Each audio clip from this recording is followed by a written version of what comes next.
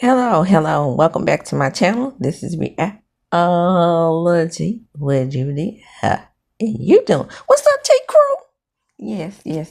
I have, even though I gave you guys your name, or we voted. It's not a Donald Trump dictatorship over here. We voted. You voted that you wanted your names to be the T Crew, and that's what I'm going to call y'all. But I have to remember to do it. All the way back from November. I ought to be ashamed of myself. But anyway, this is going to be my episode recap of all the Queen's Men. Season 4, Episode 7, Trick Daddy. Baby, the episode opens up and it's coming in hot. Madam has sliced up the concierge's throat. But lightly. It's time for a truce. And I keep telling y'all, this should have happened long time ago days. She don't have the family business manpower that the concierge does. See, family business over there on down to the family business show. They got manpower. Okay. And then Big Junior, except Big Junior. Now he done split up the thing, but that's a different story altogether. It's black entertainment television that I'm telling you about. I'm getting caught up. But anyway, I never thought she had the manpower. Blue and Tommy. And Tommy has his, should I say, less than smart mama. Shout out to Wendy Williams. So in the next scene, we have Midnight. Midnight comes in and get his little sub and mucks the little brains out of her and leave. It was only about 6 pumps. I might have counted this and that, but she seemed to be satisfied. So, no, don't stop. You want me to stop? No, don't stop. You scared? Yeah, I'm scared. Child, bye. Bad acting on that one. Did I call him Champ or Midnight? I keep calling him Champ. I kind of miss Champ a little bit. Champ was less than smart too, but whatever happened to Champ, it's driving old trouble crazy. But now we have Imp and his mom, and because of Dime's meddling, he decides to give it a crooked hole another chance. I was 19, Mom. You left me for a ninja. What did Dad think? I was scared. I was in jail. Now, what, Mama? I don't give two shakes of a rattlesnake's ass. What mama lets their child go to jail and they have a crime family and nobody has anything to do with him because he goes to jail? Yeah, that's what they do. Even though she's above the fray and turned their dad in, Mr. Cadillac. I'm talking about the rest of them. Yeah, Madam did go get him out of prison early, but I'm just referring to in the home. Did her husband not know what kind of family she came from? Fatima's supposed to be clean, but she fully takes advantage of it. Look how she beat the hell out of her. Hayden over there. Against his better judgment, he gives her ass another chance.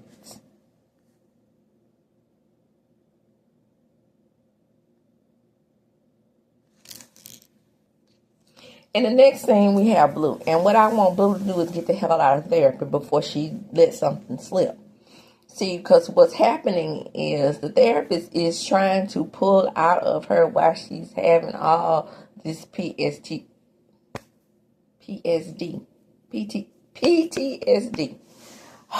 Duh.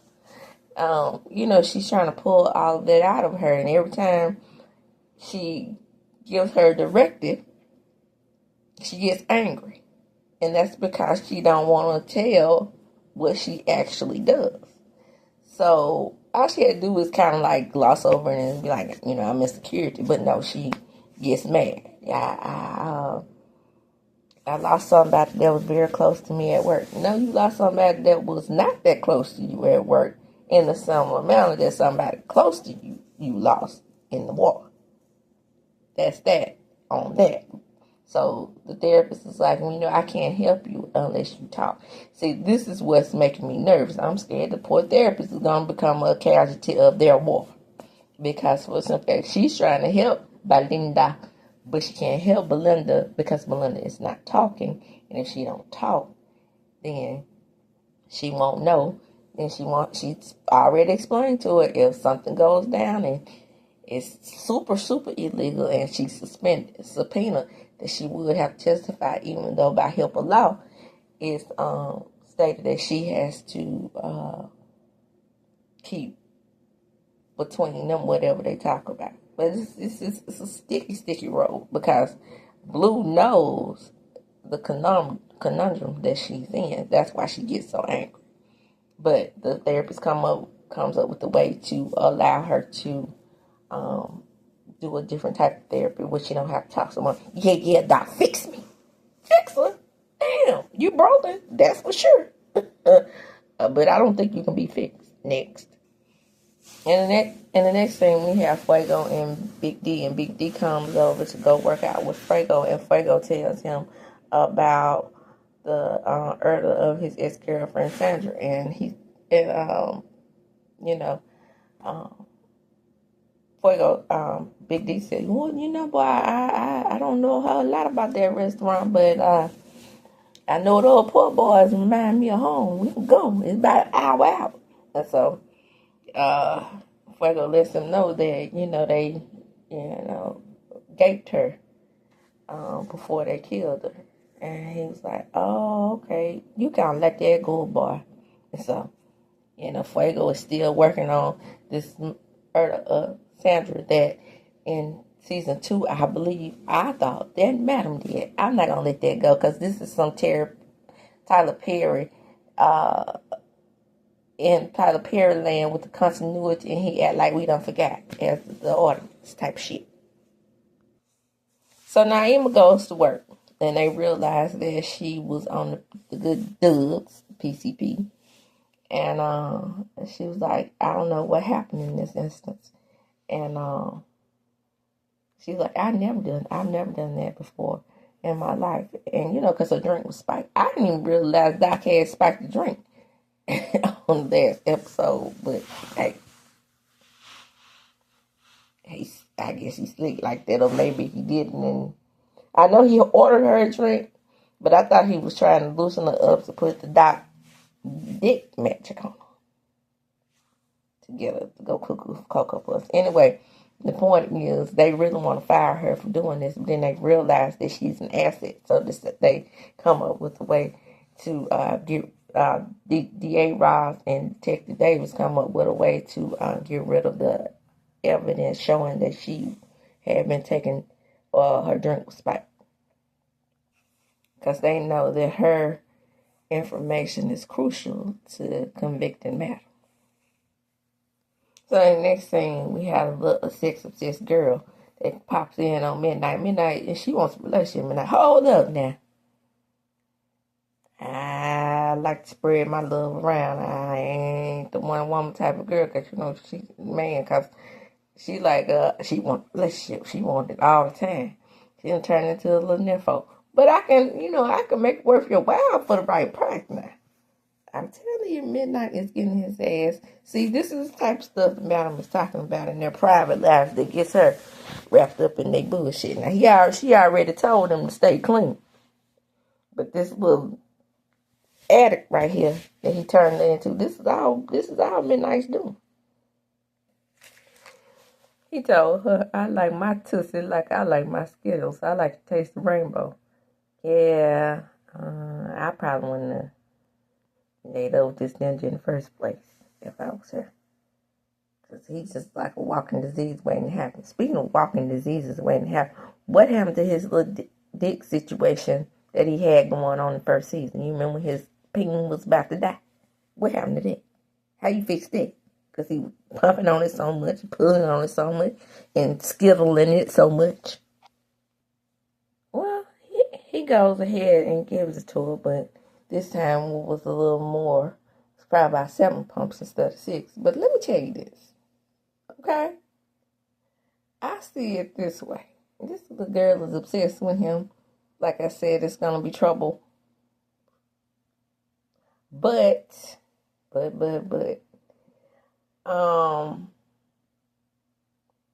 I don't think she's that experienced. Because if she was, she would know that. Never mind. No, I'm just gonna say it. She would know the 7 pumps just like me. So Madam comes home in a foul-ass mood with that same scowl on her face. And Tom has fixed her a delicate, delightful charcuterie tray of her favorite foods.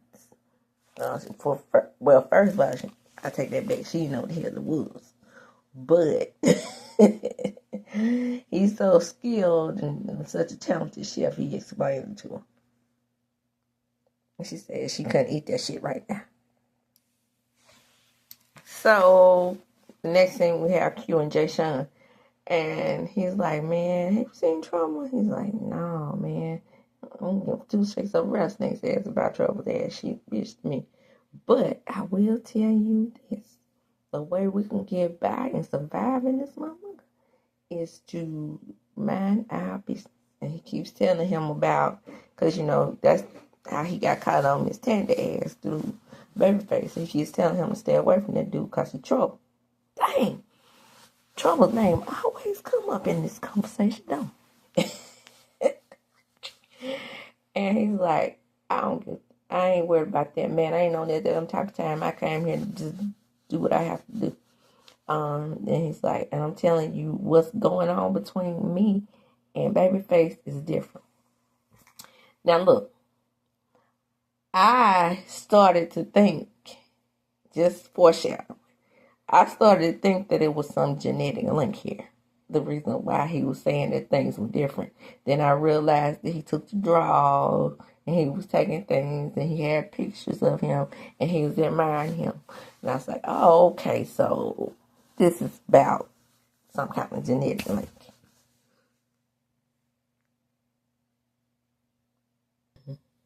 Because when he picked up his phone rang, and when he picked it up, Jason was like, oh, Peachtree Paternity. Yeah, my boy was in there. Ain't you glad that them kids ain't yours? Fuck them kids. He said, man, it ain't about that type of time. And I was like, no. Peachtree Paternity. He comes here to see Babyface. Got to be a brother, right? It's like, I'm hoping brother.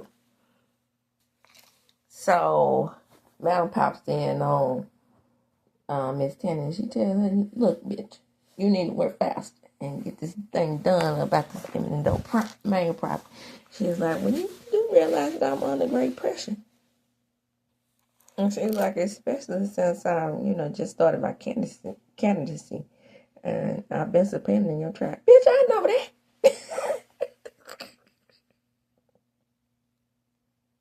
But you don't have shit to say now, do you? Because there's been quite a few people subpoenaing my trial. Of course not, madam.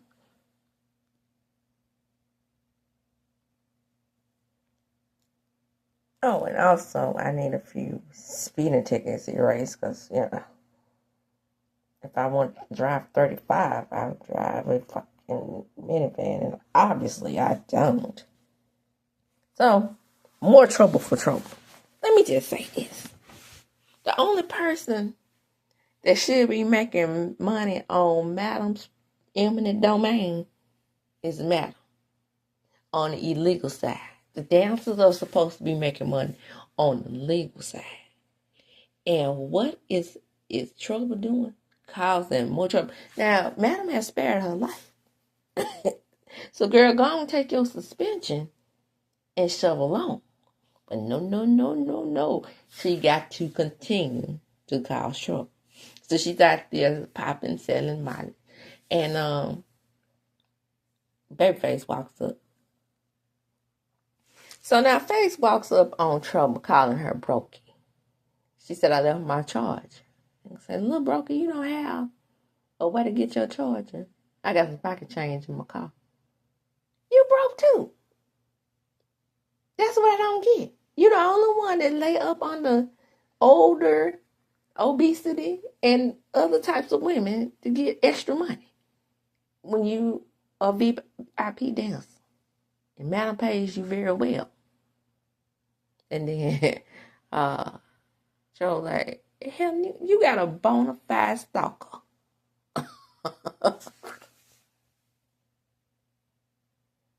I found your drawers in his locker. And I ain't with that. And then he tells her, but I ain't with that gay shit. And you know it. He walks up. She cracked the fuck out his face. Then we have same with Madam who's telling her security to get their shit together. So, her lawyer, Detective Levin, walks in and he tells her that, you know, they got a long road ahead of them, but what they need to do is get the dancers prepared. And she said, I ain't gonna say shit that I don't tell them to say. You already know this. He's like, yeah, I know, but we want to be prepared because D.R. Ross is going to be a bitch. And across examination, she's like, well, she's a bitch in general.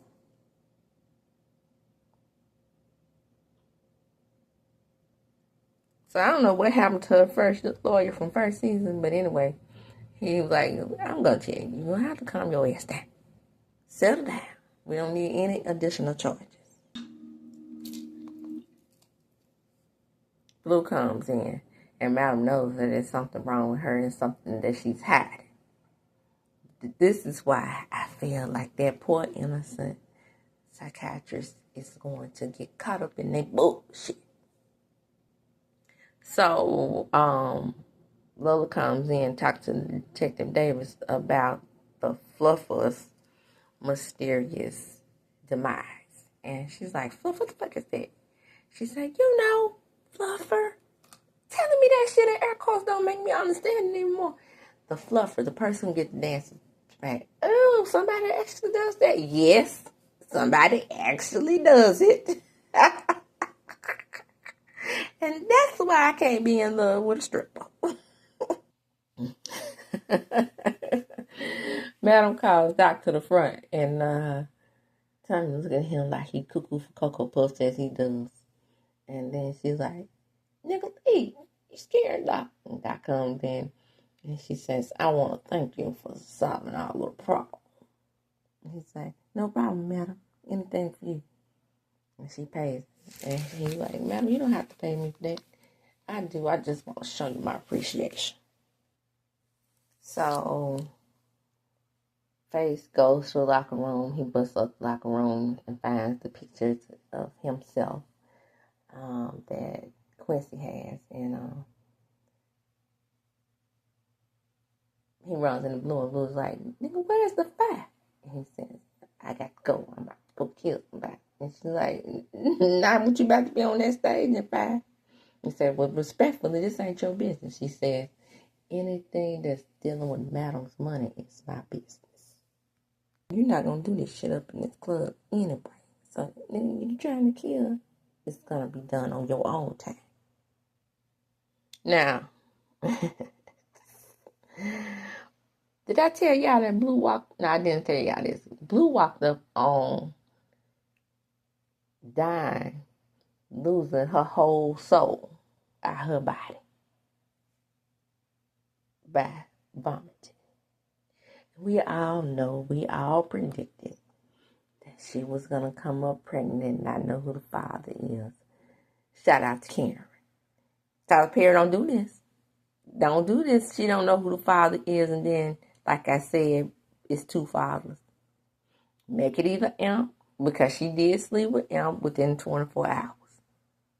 Don't do the lazy writing on this one, because we're going to be mad at your ass.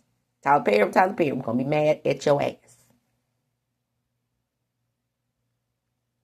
So now introduces the dancers and they do their thing.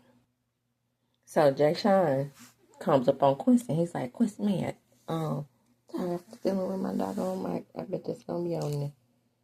It was an accident. Anyway, he was like, Quincy, look for you, man. He came up in the locker room. Faces look for you, man. Came up on the locker room destroying your shit. He's like, what? Damn. All right, Tommy. He's like, and did you tell him? He's like, no, but, you know, and next thing we have Madam. And what Madam doing up at the house? Oh, she having a full-blown orgy, y'all. So, trouble is still causing trouble.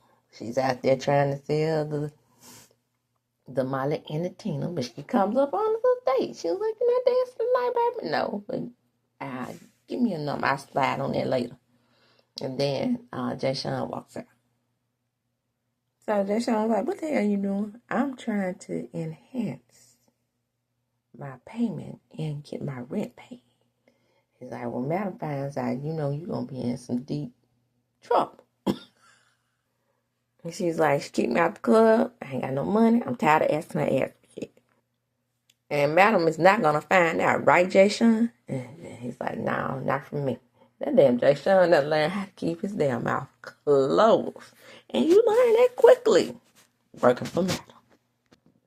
Dime ass better be glad some gay woman walked up on her, because anytime a woman vomits in public,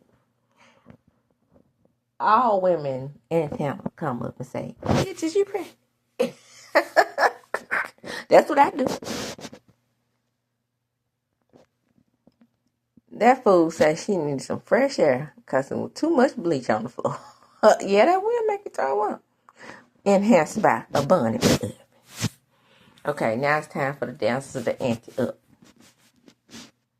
So Dime tells Quincy, you killing it. My Adam's going to be very happy. Face like, hey, look at this gay. Now, who you talking about? I'm talking about you. And I hate they don't show previews for this show. But anyway, Blue says, what the fuck is going on with y'all two? Face commences to whooping his ass. Then he said, man, this ain't what this is about. I'm not gay. Then he showed 99.99%. Like I said, because I was thinking this dude, even though Face, of course, could have had him when he was a teenager, I was thinking the dude looked old in the face. So I was like, okay, they could have picked somebody just a little bit younger. But anyway, the point is, the 99.99%, you are the father. So Face is the baby dad. And it went off on that. And guys, with that, I'm going to close. This season has been red hot.